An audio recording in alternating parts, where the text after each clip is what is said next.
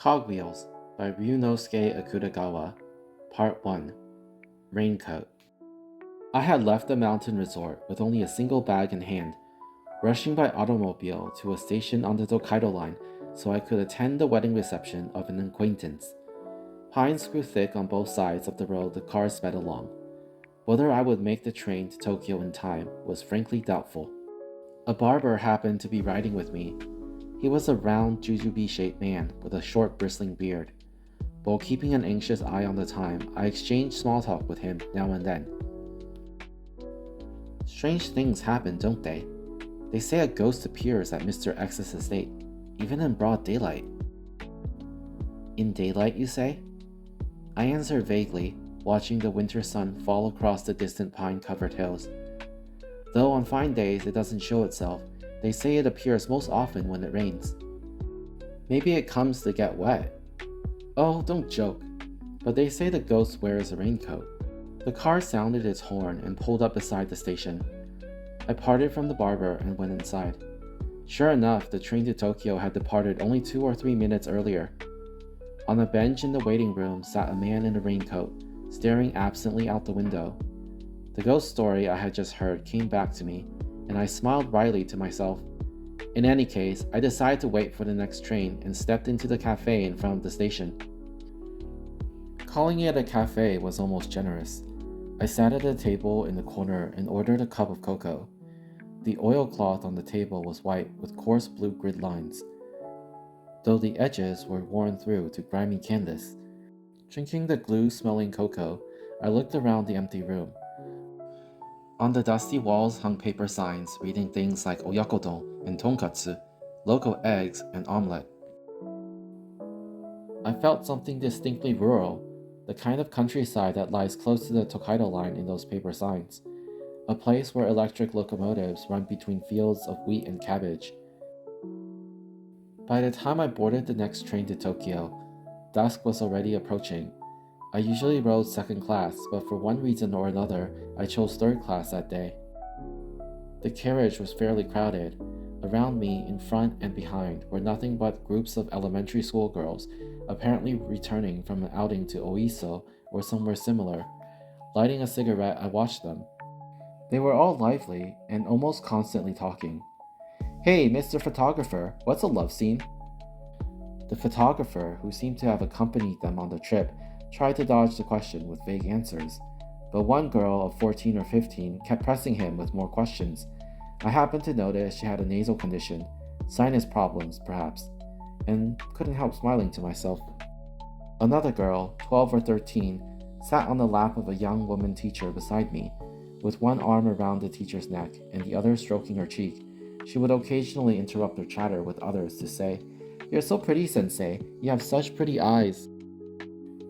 To me, they seemed less like schoolgirls and more like miniature-grown women, except for the way they bit into apples without peeling them, or unwrapped caramels. Yet one of the older girls passing by me must have stepped on someone's foot, for she said, "I beg your pardon." Precisely because she was more mature than the others, she struck me as more childlike. With the cigarette still between my lips, I couldn't help mocking myself for noticing such contradictions. At some point, the train, now lit by electric lamps, finally arrived at the suburban station. I stepped onto the platform, chilled by the wind, crossed the footbridge, and waited for the City Line train. There I happened to run into Mr. T, a man from a certain company. While we waited, we talked about the economic slump. Naturally, he understood such matters far better than I did. Yet on his sturdy finger gleamed a turquoise ring that seemed to have little to do with hard times. "That's quite a ring you're wearing." "This? I bought it off a friend who used to do business in Harbin. He's gone under now, couldn't keep going once he lost his cooperative contracts." The City Line train we boarded was, fortunately, not as crowded as the earlier one. We sat side by side and talked about various things. Mr. T had only just returned to Tokyo that spring from his post in Paris, so naturally our conversation drifted off into Paris. Madame Caillot, crab dishes, a certain prince who had been traveling abroad. "France isn't nearly as troubled as people think," he said. "It's just that the French by nature hate paying taxes, so their cabinets are always collapsing. But the franc keeps plunging." That's what you think from reading the papers. But try living over there. According to the newspapers, Japan is nothing but earthquakes and floods, day in and day out.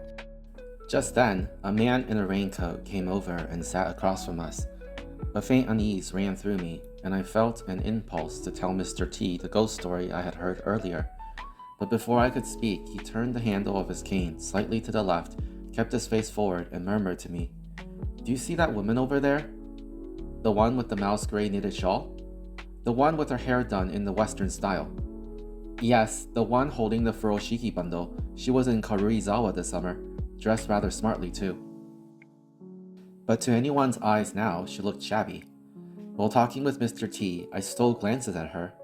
There was something in her expression, especially between the brows, that suggested a touch of madness, and from her furoshiki bundle protruded a sponge patterned like a leopard's pelt.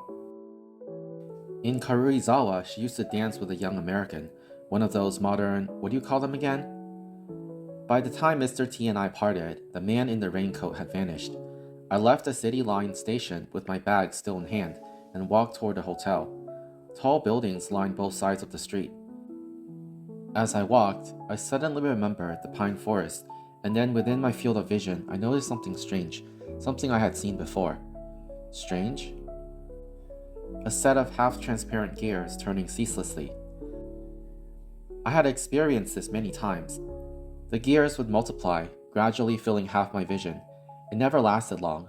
After a short while they would disappear, only to be replaced by a headache. It was always the same. An eye doctor had repeatedly ordered me to cut back on smoking because of these illusions. But I had seen such gears even before I took up cigarettes, back when I was not yet 20. It's starting again, I thought, covering my right eye with one hand to test the vision in my left. The left eye was fine, but behind the right eyelid, several gears were still turning. As the buildings on my right side slowly faded from sight, I kept walking briskly down the street. By the time I stepped through the hotel entrance, the gears had already vanished, but the headache remained. I checked my coat and hat, then asked for a room. After that, I telephoned a certain magazine office to discuss money matters. The wedding banquet seemed to have begun long before. I sat at the end of the table and began moving my knife and fork. The bride and groom sat facing us, and the 50-odd guests arranged along the white U-shaped table were, of course, all cheerful. Yet under the bright electric lights, my own mood grew only more and more desolate. To escape it, I tried speaking to the guest beside me, an elderly man with a white lion-like beard. I knew his name. He was a well-known scholar of Chinese classics. Inevitably, our conversation drifted toward antiquity. So the Qiling is essentially a unicorn, and the Fenghuang is the bird we call the phoenix. The distinguished scholar seemed genuinely interested in what I was saying, but as I spoke mechanically, I began to feel a kind of morbid urge to destroy.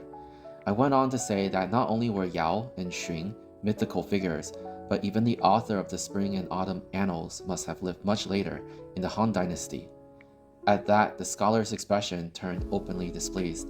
Without looking at me, he cut me off with a low growl, almost like a tiger. If Yao and Xun never existed, then Confucius was deceived. A sage cannot be deceived. Naturally, I fell silent. I turned back to the meat on my plate and was about to use my knife and fork again when I noticed a small maggot quietly wriggling along the edge of the meat. The maggot brought to mind the English word worm, and the word, like Qiling or phoenix, could also refer to a kind of legendary creature. I set down my knife and fork and watched as champagne was poured into my glass. When the banquet finally ended, I walked down the empty corridor toward the room I had reserved earlier.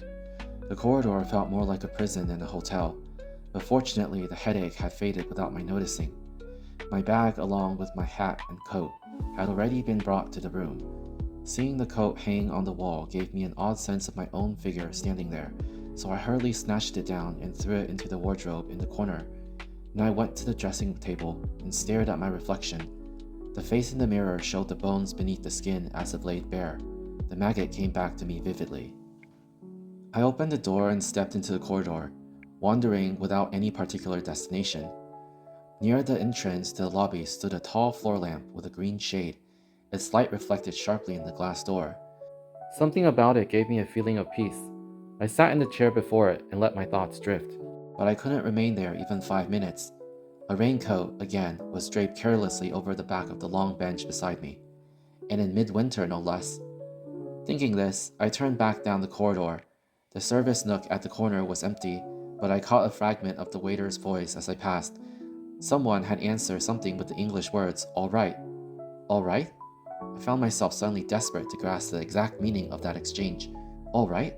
All right? What exactly was all right? My room was, of course, quiet, yet opening the door felt strangely ominous.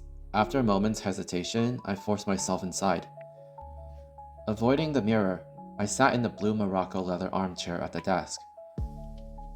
A shade close to lizard skin, I opened my bag, took out manuscript paper, and tried to continue a short story. But the pen, dipped in ink, refused to move, and when it finally did, it wrote only the same words over and over. All right, all right, all right, sir, all right. Just then, the telephone beside the bed rang sharply. Startled, I stood up, lifted the receiver, and answered. Who is it? It's me. It's me. It was my sister's daughter. What is it? Has something happened? Yes, something terrible has happened. Something terrible, so I called Auntie just now too. Something terrible? Yes, so please come at once, right away. The call ended abruptly. I replaced the receiver and, almost reflexively, pressed the bell button. But I was fully aware that my hand was trembling. No waiter came. More than irritation, I felt a kind of suffocating distress, and I pressed the bell again and again, finally understanding the meaning of the words fate had taught me. All right. My sister's husband had been struck and killed that afternoon in a rural area not far from Tokyo, and he had been wearing a raincoat, a garment out of season. Even now, I remain in the hotel room, continuing the short story I had begun earlier. No one walks the corridor at this hour of night, yet from time to time I hear the sound of wings outside the door. Perhaps someone keeps a bird somewhere in the building. Part 2. Revenge.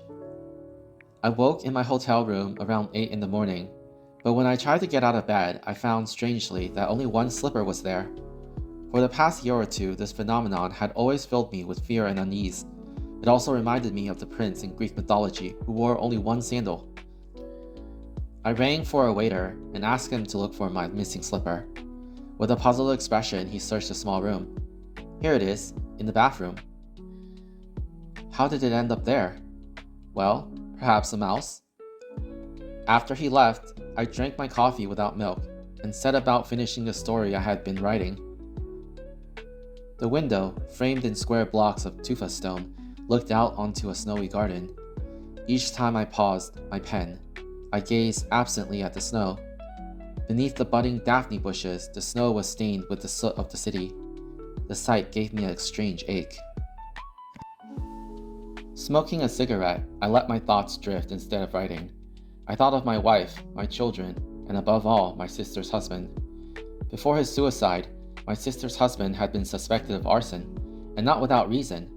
Before the house burned, he had taken out fire insurance worth twice the value of the property. Moreover, he was already on probation for perjury. But what troubled me more than his suicide was the fact that every time I returned to Tokyo, I inevitably saw something burning. Sometimes from a train window, I saw flames on a mountainside. Other times from a car, I saw a fire near Jobon Bridge. Even before his house burned, these sights had given me a foreboding I could not shake. This year, our house might burn. Don't say such unlucky things. But if it did, we'd be in trouble. The insurance barely covers anything. We had conversations like that, but our house never burned, and I forced myself to push away such fantasies and tried again to move my pen, yet it refused to write even a single easy line. At last, I left the desk and lay on the bed, opening Tolstoy's Polikuchka. The protagonist was a man of mixed vanity, neurosis, and ambition, a complicated character, and with a few adjustments, his tragicomic life might have been a caricature of my own. The sense of fate's cold laughter in his story gradually filled me with dread. Within an hour, I leapt from the bed and hurled the book with all my strength into the shadowed corner of the room. Go to hell! At that moment, a large mouse darted from beneath the curtain and ran diagonally across the floor into the bathroom. I bounded after it, flung open the door and searched inside, but there was no trace of a mouse behind the white tub. A sudden wave of dread swept over me. I hurriedly changed from slippers into shoes and walked down the empty corridor. The corridor was, as always, oppressively gloomy, more like a prison than a hotel. With my head lowered, I wandered up and down the stairs until I somehow found myself in the kitchen. The kitchen was unexpectedly bright, but along one wall, the stoves burned with several open flames. As I passed through, I felt the white-hatted cooks watching me with a cold, appraising gaze. At the same time, I felt the hell into which I had fallen. "Oh God, punish me, but do not be wrathful. Surely I shall perish." Such a prayer rose to my lips, almost involuntarily. Leaving the hotel, I walked briskly along the thawing, blue sky-lit road toward my sister's house. The trees lining the park beside the road had darkened branches and leaves, and each one, like a human being, seemed to have a front and a back. That, too, brought me something closer to fear than discomfort. I remembered the souls turned into trees in Dante's Inferno and decided to walk on the far side of the street, beyond the tram tracks where only buildings stood. But even there, I could not walk a single block without incident. "Excuse me, sir. May I trouble you for a moment?" It was a young man of 22 or 3, wearing a uniform with brass buttons. I stared at him intently and noticed a mole on the left side of his nose. Hat in hand, he spoke to me timidly. "Are you Mr. A?" "Yes." "I thought so. I had a feeling. Do you need something?" "No, I only wanted to meet you. I'm one of your readers." I lifted my hat slightly, but by then I was already walking away from him. "Sensei, A-sensei." These days, that was the most unpleasant word I knew. I believed myself guilty of every imaginable sin, yet people seized every opportunity to call me teacher. I could not help feeling mocked by something, mocked by someone, but my materialism could not allow me to accept mysticism. Only 2 or 3 months earlier, I had published these words in a small literary magazine. I possess no artistic conscience, no conscience of any kind. What I have are nerves, nothing more. My sister and her 3 children had taken refuge in a barrack at the back of an alley. The brown paper shack was colder inside than out. We warmed our hands over the brazier and talked about many things. Her husband, a strong, robust man, had always despised me instinctively for my thin, frail body. He also openly declared that my writings were immoral. I always looked down on him coolly and never once spoke to him in a friendly way. But as I talked with my sister, I gradually realized that he too had fallen into a hell like mine. He claimed to have seen a ghost in a sleeping car. Still, I lit a cigarette and forced myself to talk only about money. "Since things have come to this," my sister said, "I'm thinking of selling everything." "That's reasonable. The typewriter should fetch something." "Yes, and there are some paintings too." "Shall we sell Mr. N's portrait as well?" "Though that one..." I looked at the Conte portrait hanging on the barrack wall, unframed, and realized I could not speak lightly. When he was struck and killed by the train, his face had been reduced to a mass of flesh. Only his mustache had remained intact. The story itself was disturbing enough, but in the portrait, though everything else was drawn clearly, the mustache alone was strangely blurred. I wondered if it was just the lighting and examined the drawing from several angles. "What are you doing?" "Nothing. It's just that the area around the mouth..." My sister glanced back and answered as if noticing nothing. "Yes, the mustache does look oddly faint." So what I had seen was no illusion. But if it wasn't an illusion? I decided to leave before staying for lunch. "Well, that's fine. I'll come again tomorrow. I have to go to Aoyama today." "Oh, to that place? Is your health still bad?" "I'm still taking nothing but medicine. Even just the sleeping pills are a lot. Veronal, Neuronal, Trional, Numol." About 30 minutes later, I entered a certain building and took the elevator to the 3rd floor. I tried to push open the glass door of a restaurant, but it wouldn't move. A lacquered sign hung there reading, "Closed today." Irritation rose in me. Through the glass, I could see apples and bananas piled on the table, but I turned back to the street. 2 office workers brushed past my shoulder as they entered the building, chatting cheerfully. One of them in the jostle seemed to say, "It's so irritating." I stood on the street waiting for a taxi. None came, and when one finally did, it was always a yellow cab. For some reason, those yellow taxis had a habit of involving me in troublesome traffic accidents.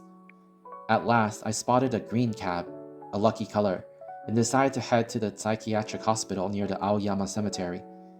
Irritating, tantalizing, Tantalus, inferno. Tantalus was, in truth, myself, staring at fruit through a glass door, cursing the Dantean hell that had twice appeared before my eyes. I stared fixedly at the driver's back. Soon I felt the weight of everything: politics, business, art, science, all of it, nothing more than a mottled enamel hiding the terror of life from someone like me. My breath grew tight. I opened the taxi window wide, but the pressure around my heart did not ease. The green taxi finally approached Jingumai. There should have been a side street leading to the psychiatric hospital, but today I could not find it. I had the driver go back and forth along the tram tracks several times before giving up and getting out. Eventually, I found a side street and turned onto a muddy road. But I soon lost my way and ended up in front of the Aoyama crematorium. I had not passed this gate even once since the summer 10 years ago when Natsume Sensei's funeral was held. I had not been happy then, but at least I had been at peace. Looking through the gravel-covered entrance, thinking of the banana tree at Soseki Sambo, I could not help but feel that a chapter of my own life had come to an end. Nor could I ignore the sense that something had led me here again, exactly 10 years later. After leaving the psychiatric hospital, I took another car back toward the hotel. But as I stepped out at the entrance, I saw a man in a raincoat arguing with someone. With a waiter? No, not a waiter, but a hotel porter in a green uniform. A sense of foreboding swept over me. I turned away at once and walked back the way I had come. By the time I reached Ginza, dusk was already approaching. The rows of shops on both sides and the restless flow of people only deepened my gloom. What especially repelled me was the way the passers-by walked so lightly, as if unaware of anything like sin. I kept walking north through the mingled glow of fading daylight and electric lamps. Eventually, my eyes were caught by a bookstore with piles of magazines stacked high. I stepped inside and stared blankly up at the tiers of shelves. Then I picked up a book titled Greek Mythology. Its yellow cover suggested it was written for children, but the line I happened to read struck me like a blow. Not even the greatest god Zeus can prevail against the god of vengeance. I left the bookstore and walked into the crowd again. As I turned a corner, I felt the god of vengeance, who had been stalking me without pause, pressing against my back.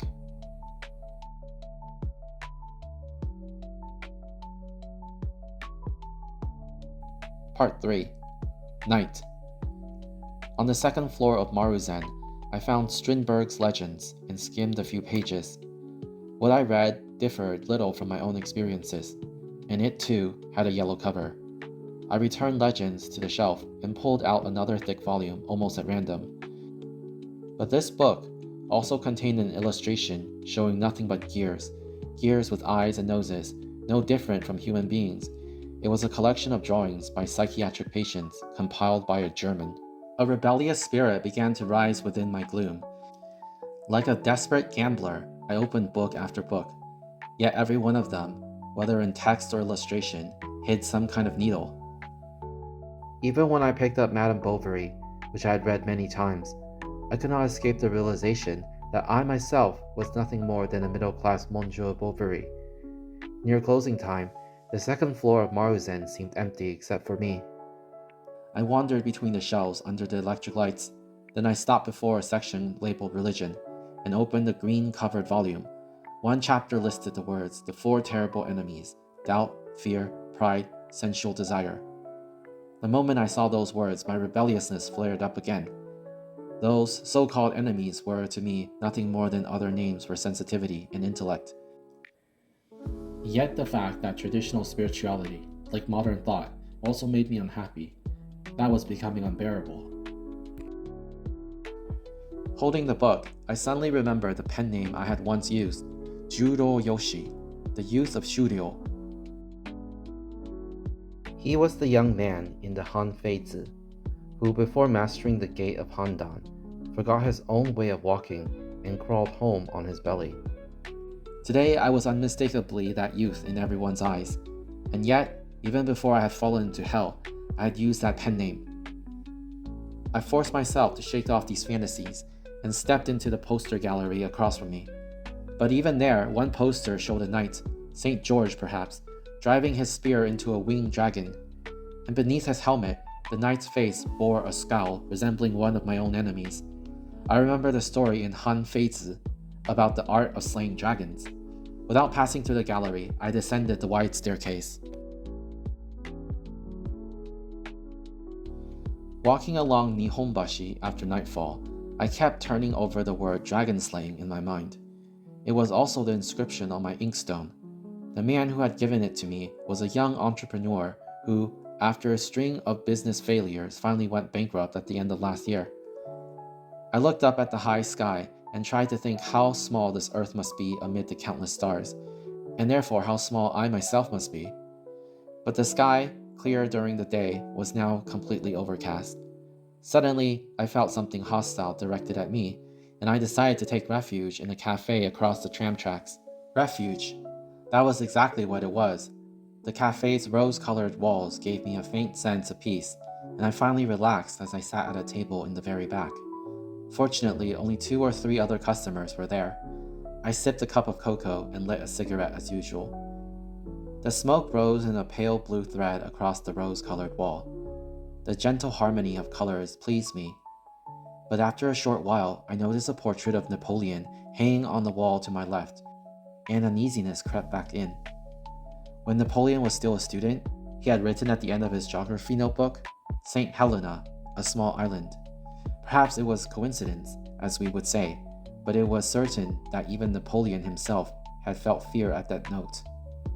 Starting at Napoleon, I began thinking of my own works.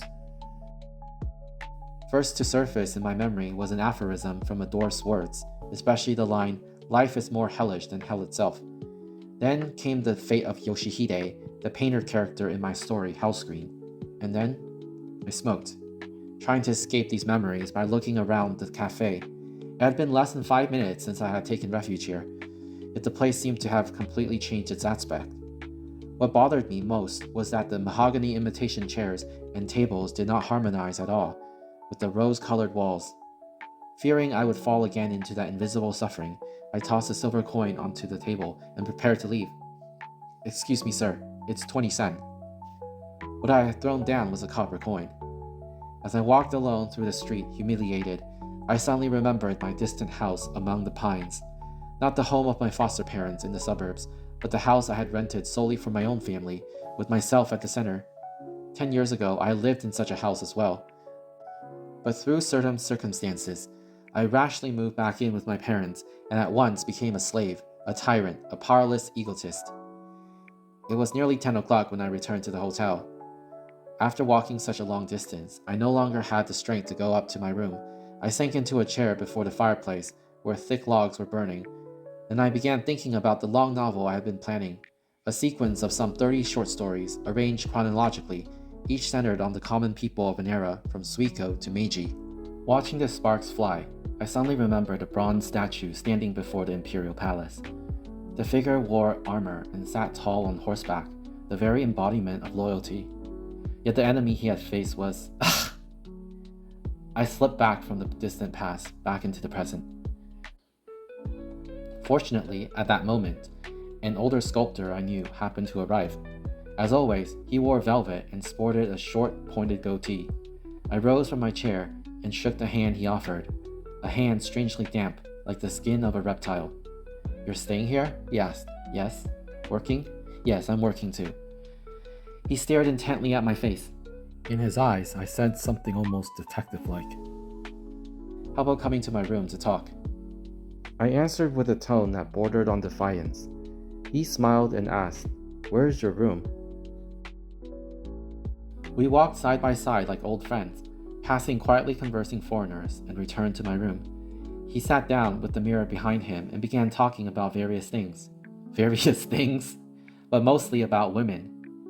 I, who had surely fallen into hell for my sins, found such talk only deepened my gloom.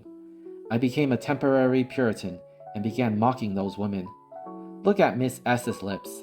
They've been worn down by so many kisses. I suddenly fell silent and stared at his reflection in the mirror. Just below his ear was a yellow medicinal patch. So many kisses. From men? She seems like that sort of person. He smiled and nodded. I felt that inwardly he was watching me constantly, trying to uncover my secret. Yet our conversation still would not leave the subject of women. I felt ashamed of my own weakness rather than angry at him, and my gloom only worsened. When he finally left, I lay down on the bed and began reading A Dark Night's Passing. Every spiritual struggle of the protagonist struck me painfully. Compared to him, I felt how foolish I had been, and before I knew it, tears were running down my face. At the same time, the tears brought a brief sense of peace, but it did not last. My right eye again began to perceive the half-transparent gears. They turned, as always, increasing in number.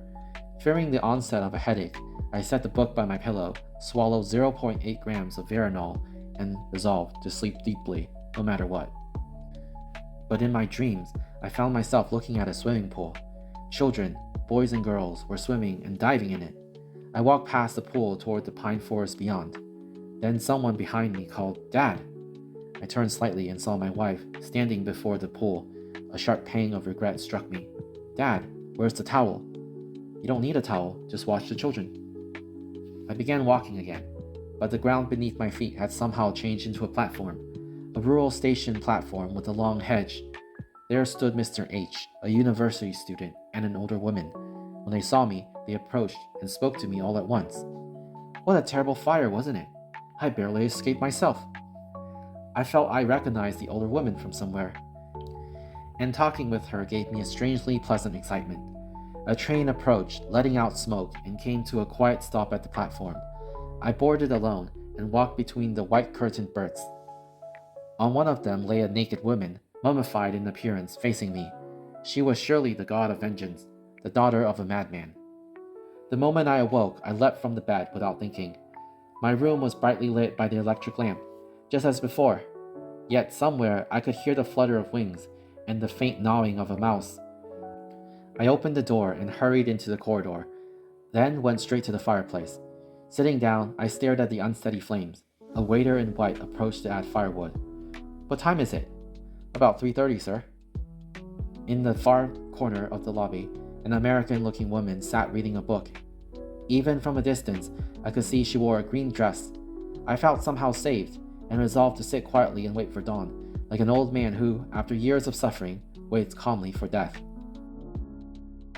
Part 4. Still? At last I finished a short story I had been working on in my hotel room, and decided to send it to a magazine. My fee would not cover even a week's stay here, but I felt satisfied to have completed the work. Wanting some kind of spiritual tonic, I went out to a bookstore in Ginza. Scraps of paper lay scattered across the sunlit winter asphalt. In the light, each scrap looked uncannily like a rose. I felt a kind of benevolence in that sight, and stepped into the bookstore. It, too, seemed tidier than usual. Only a bespectacled young girl talking with a clerk gave me a faint sense of unease. Still, remembering the paper roses on the street, I bought dialogues of Anatole France and the letters of Mérimée. Carrying the two books, I entered a cafe and took a seat at a table in the back, waiting for my coffee. Across from me sat a man and a woman, who appeared to be mother and son.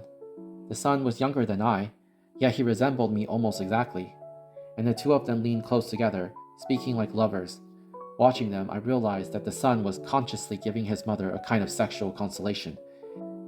It was a form of affinity I myself had known, and also an example of the will that turns this world into hell. But, fearing I would fall again into suffering, I seized upon the arrival of my coffee and opened the letters of Mérimée. Even in his letters, as in his fiction, he flashed sharp aphorisms. Those aphorisms gradually hardened my spirit like iron. After finishing my cup, I felt ready for anything and left the cafe at once. As I walked along the street, I glanced into various shop windows. One framed shop displayed the portrait of Beethoven, the very image of a well-haired genius. I couldn't help finding it ridiculous.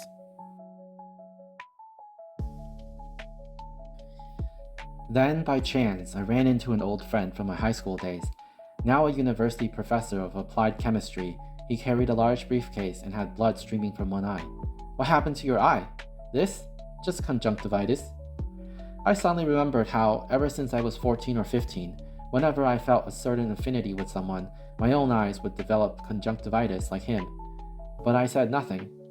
He clapped me on the shoulder and began talking about our mutual friends. Still talking, he led me into a cafe. It's been a long time, not since the ceremony of Zhu Shunshui's monument, I think.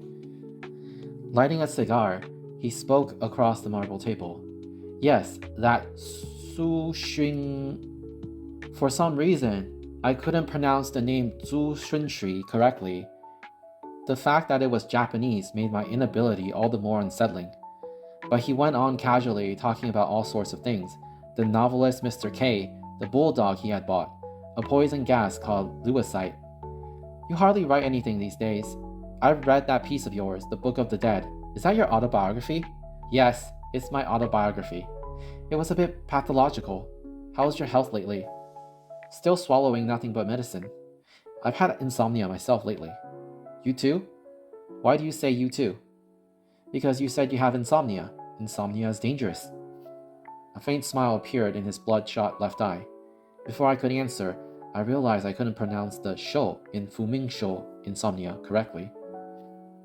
A madman's son. It's only natural. Less than 10 minutes later, I was walking alone again. The scraps of paper on the asphalt sometimes looked like human faces. A bob-haired woman passed by. From a distance, she looked beautiful, but up close, her face was wrinkled and ugly, and she seemed to be pregnant.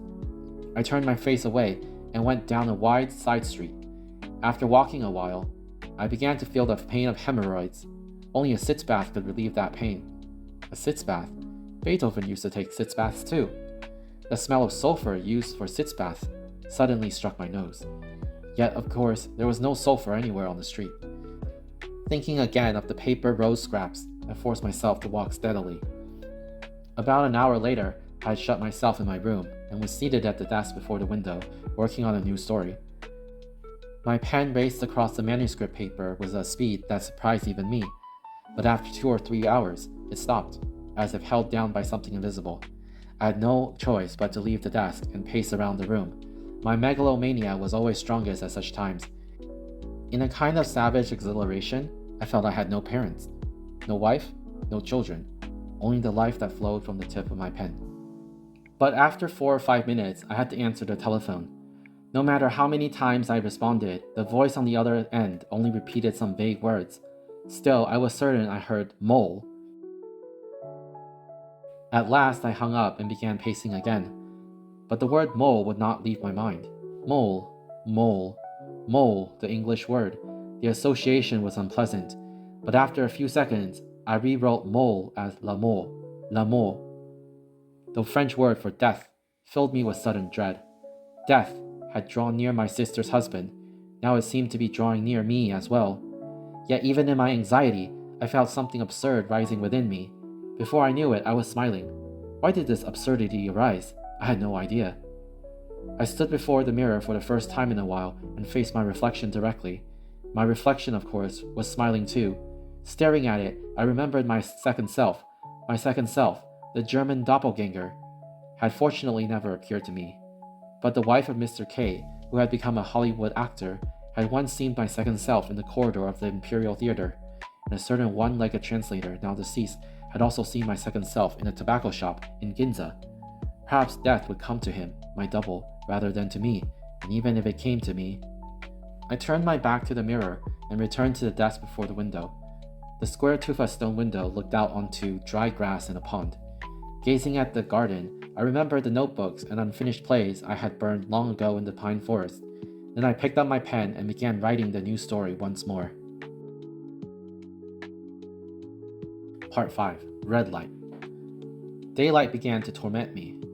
I lowered the curtain before the window as if it were real sunlight, kept the electric lamp burning even at noon, and worked steadily on my story.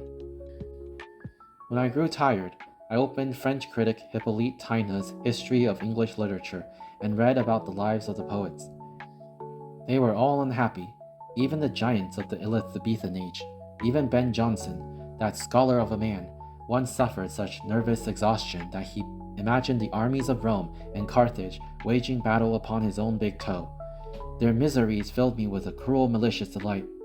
One night, when a strong east wind was blowing, a good omen for me, I slipped out through the basement and went to visit an old man. He lived alone in the attic of a Bible society, working as a janitor while devoting himself to prayer and reading. We warmed our hands over the brazier and talked beneath the crucifix hanging on the wall. Why had my mother gone mad? Why had my father's business failed? Why had I been punished? He knew the secrets behind these things, and with a solemn smile, he spoke with me at length. From time to time, he sketched brief caricatures of life in a few words. I could not help respecting this hermit of the attic. Yet as we talked, I realized that he too was moved by the force of affinity. That gardener's daughter, he said. She's pretty, and she has a good heart. She's very kind to me. How old is she? She'll be 18 this year. Perhaps it was a fatherly affection, but in his eyes I could not help sensing passion, and the apple he offered me bore on its yellowing skin the faint outline of a unicorn. A unicorn? Surely a qilin? I remembered how a hostile critic had once called me the prodigy of the 1910s, and I felt that even this attic beneath the cross was no safe refuge. How are you these days? He asked. My nerves are as irritable as ever. Medicine won't help. Have you thought of becoming a believer?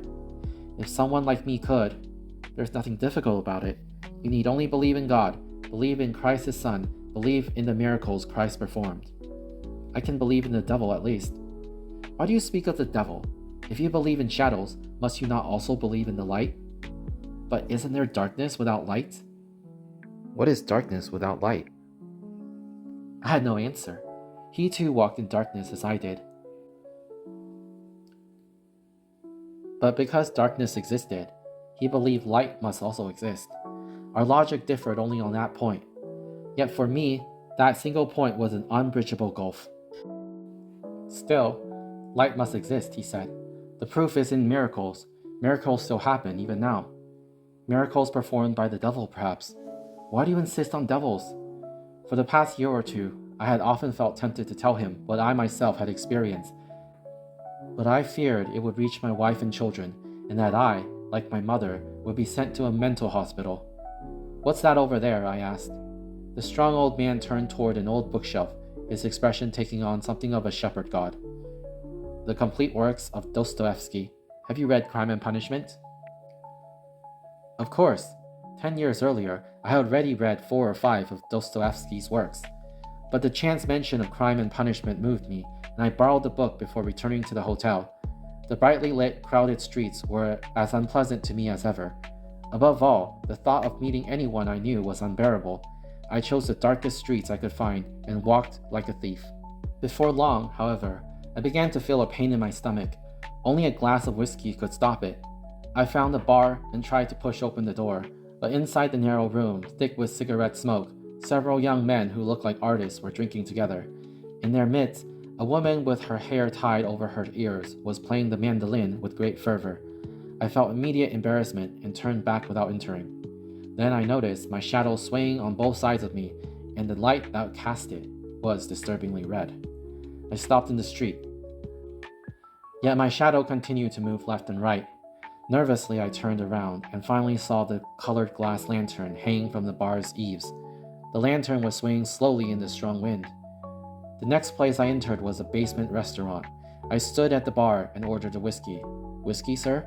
We only have black and white. I poured the whiskey into soda water and drank it silently, one sip at a time. Beside me, 2 men who looked like journalists, both around 30, were speaking in low voices. They were speaking French. With my back turned to them, I could feel their gaze on me, something that had struck my body like radio waves. They clearly knew my name and were talking about me. Bien, très mauvais, pourquoi? Pourquoi? Le diable est mort. Oui, oui, d'enfer. I tossed down a silver coin, the last silver coin I had, and escaped from the basement bar. The night wind on the street strengthened my nerves a little, easing the pain in my stomach. Thinking of Raskolnikov, I felt a desire to confess everything.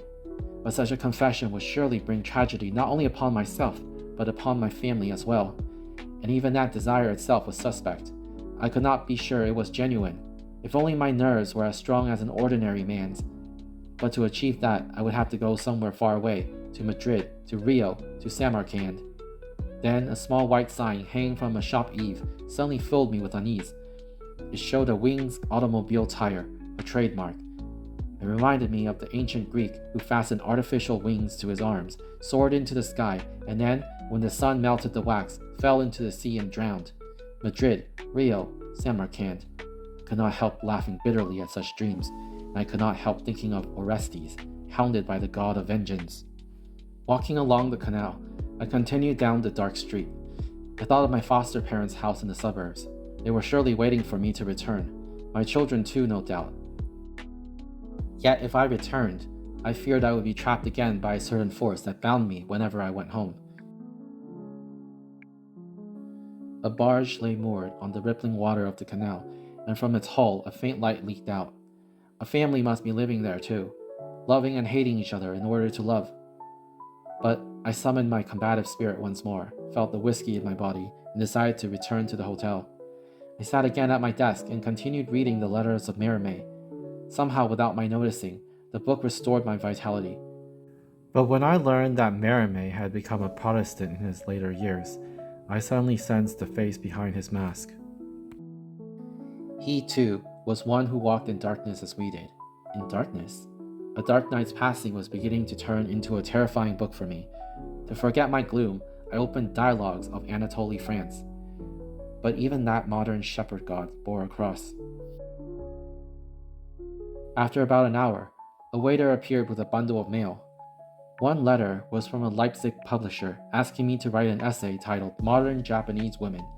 Why of all people did they want me to write such a piece? And the English letter ended with a handwritten postscript. We would be satisfied even with a portrait of a woman without color, black and white only, like a Japanese painting. The phrase black and white made me think of the whiskey, and I tore the letter to shreds. Next, I opened another envelope at random and read the yellow stationery. It was from a young man I didn't know. But after only 2 or 3 lines, the words, "Your story, Hellscream," irritated me beyond endurance. The third letter was from my nephew. I finally relaxed a little and read about household matters, until the end, where a single line struck me like a blow. "I'm sending you a new edition of the poetry collection, Red Light." Red Light? I felt a cold, mocking laughter directed at me and fled my room. The corridor was empty. Supporting myself with one hand on the wall, I made my way to the lobby. I sat down and lit a cigarette. For some reason, the cigarette was an airship. Artificial wings floated before my eyes again. I called the waiter and asked for 2 boxes of Star, but according to him, Star was out of stock. "We do have airships, sir." I shook my head and looked around the wide lobby. 4 or 5 foreigners sat at a table talking. One of them, a woman in a red one-piece dress, seemed to glance at me now and then while speaking softly with the others. Mrs. Townshead. Something invisible whispered the name to me. I never heard of any Mrs. Townshead. Even if that were the woman's name. I stood up again, afraid I might go mad, and returned to my room. Once there, I intended to telephone a psychiatric hospital at once, but entering such a place would be no different from dying. After long hesitation, I tried to distract myself by reading Crime and Punishment, but the page I opened by chance was a passage from the Brothers Karamazov. Thinking I had picked up the wrong book, I checked the cover. Crime and Punishment. It was indeed the right book. In this binding error, and in the fact that I had opened exactly that page, I felt the finger of fate. I had no choice but to read on. But before I finished a single page, my whole body began to tremble. It was the scene of Ivan, tormented by the devil. Ivan, Strindberg, Maupassant, or perhaps myself, here in this room. The only thing that could save me now was sleep. When my sleeping pills were gone, every last packet, I could not endure suffering awake. In a burst of desperate courage, I ordered coffee and forced myself to write. 2 pages, 5 pages, 7 pages, 10. The manuscript grew rapidly. I filled the story's world with supernatural creatures, and among them I drew a portrait of myself. But fatigue slowly clouded my mind. At last, I left the desk and lay on the bed. I must have slept for 40 or 50 minutes. Then I felt someone whispering in my ear and woke with a start. Le diable est mort. Outside the 2-foot stone window, Dawn had begun to break with a cold, colorless light. I stood by the door looking around the empty room. The window pane opposite me was mottled with condensation, and on its surface a tiny landscape had appeared. A yellowed pine forest with the sea beyond it. Cautiously, I stepped closer and discovered that the landscape was nothing more than the garden's dry grass and pond, distorted by the fog glass. Yet the illusion had stirred in me something close to homesickness. As soon as it struck 9, I intended to telephone a certain magazine office, arrange for some money, and then return home. I began stuffing books and manuscripts into the bag I had left on the desk. From a station on the Tokaido line, I took a car toward a certain mountain resort farther inland. For some reason, the driver wore an old raincoat against the cold. The coincidence unsettled me, and I kept my eyes fixed outside the window. Beyond the low pines, perhaps along an old highway, I saw a funeral procession passing in single file. There were no white lanterns or dragon-shaped lights, but the gold and silver lotus flowers swayed quietly before and behind the bier. Once I finally returned home, I lived in relative peace for 2 or 3 days, thanks to my wife, my children, and the sleeping pills. From the second floor, above the pines, I could glimpse a sliver of sea. I worked only in the mornings, sitting at my desk and listening to the doves. Sparrows, too, hopped onto the veranda. That pleased me. Entering the hall of joyous sparrows, each time I picked up my pen, that phrase came to mind. One warm, overcast afternoon, I went to a general store to buy ink, but the only ink they carried was sepia. Sepia ink always made me uncomfortable. I left the shop and wandered alone down a quiet street. A nearsighted foreigner in his 40s passed me. Shoulders hunched, he was a Swedish paranoiac who lived in the area, and his name was Strindberg. As we passed, I felt something physically jolt through me. The street was only 2 or 3 blocks long. Yet in that short distance, a half-black dog passed by me 4 times. Turning a corner, I thought of black and white whiskey, and I remembered that Strindberg's tie had also been black and white. I could not believe these were coincidences. If they were not coincidences, I felt as if only my head were walking, and I stopped in the street. By the roadside, inside a wire fence, someone had discarded a glass bowl, faintly iridescent like a rainbow. Around its base was a pattern resembling wings. Several sparrows fluttered down from the pine branches, but as soon as they approached the bowl, they all shot back into the air at once, as if on cue. I went to my wife's family home and sat in a wicker chair in the garden. In a wire enclosure at the corner of the yard, several white leghorn chickens walked quietly. A black dog lay at my feet. I tried to solve a question no one could understand, while outwardly chatting calmly with my wife's mother and younger brother. It's peaceful here, isn't it? Well, more than Tokyo at least. Even here, are there unpleasant things? Of course. This is still the world after all. My mother-in-law laughed. Indeed, this resort town was also the world. In barely a year, I had learned how much sin and tragedy took place here. A doctor who slowly tried to poison his patient, an old woman who set fire to her adopted son's house, a lawyer who tried to steal his sister's assets. Seeing their homes was always like glimpsing hell within life. There's a madman in this town, isn't there? You mean young Mr. H? He's not mad. He's become simple-minded. Dementia praecox, then. Every time I see him, I can't help feeling uneasy. The other day he was kneeling in prayer before the horsehead cannon. Who knows why? You shouldn't let yourself get uneasy. You need to be stronger. My brother is stronger than I am, my wife's brother said from his bed, sitting up from his usual timid manner. But even he has weak spots. Oh my, that's troublesome, my mother-in-law said. I couldn't help giving a strange smile. My wife's brother, still faintly smiling, gazed dreamily at the pine forest beyond the fence and continued. Sometimes he seems strangely inhuman, and yet his human desires are terribly strong. You think he's a good man, but he's also a bad one. No, it's not good and evil exactly. It's something more opposite than that. Then maybe he's a child inside an adult. No, not that. I can't explain it clearly. Maybe like the 2 poles of electricity. In any case, he carries opposites together. Just then, a violent roar of an airplane startled us. I instinctively looked up. and saw a plane rising so low it nearly brushed the pine treetops. It was a rare monoplane, its wings painted yellow. The chickens and the dog panicked and scattered in all directions. The dog in particular barked wildly, tucked its tail, and crawled under the veranda. Won't that plane crash? No, it's fine. Have you heard of airplane sickness, brother?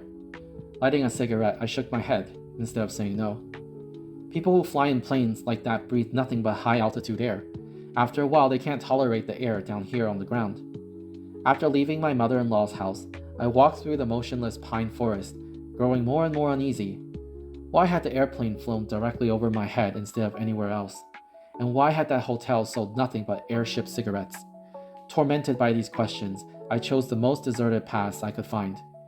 Beyond a low ridge of sand, the sea lay spread out in a dull gray haze. On the ridge stood a swing frame with no swing attached. Looking at it, I immediately thought of a gallows, and indeed, 2 or 3 crows perched on the top beam. Even when they saw me, they showed no sign of flying away. The one in the center lifted its large beak toward the sky and cried out exactly 4 times. I followed the sandy bank where the grass had withered and turned onto a lane lined with villas. On the right side, among the tall pines, there should have been a 2-story Western-style wooden house.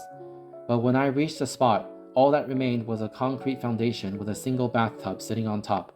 Fire. That was my first thought. I walked on, avoiding the sight. A man on a bicycle approached straight toward me. He wore a dark brown hunting cap and leaned forward over the handlebars, staring fixedly ahead. For a moment, his face reminded me of my brother-in-law. Before he reached me, I turned into a side path, but in the middle of that path lay a rotting carcass, belly up. Something was stalking me. With every step, the sense grew stronger. Then the half-transparent gears began to appear again, one by one, blocking my field of vision. Terrified that the final moment was approaching, I walked with my neck held rigidly straight.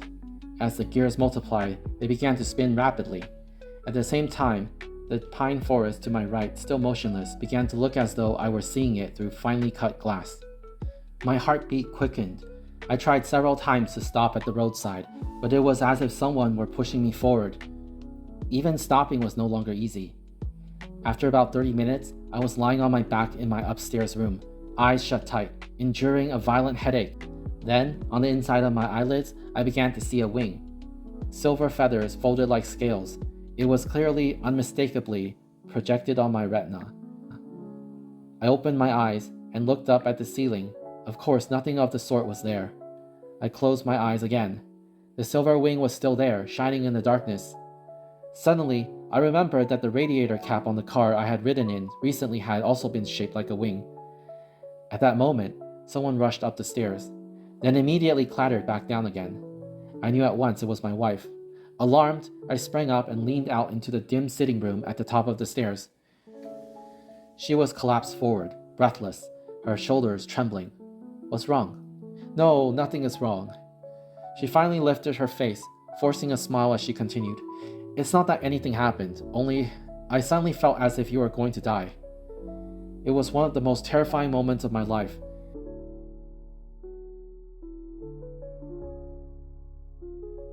I no longer have the strength to go on writing. To live with this feeling is an indescribable torment. Is there no one who would quietly strangle me in my sleep?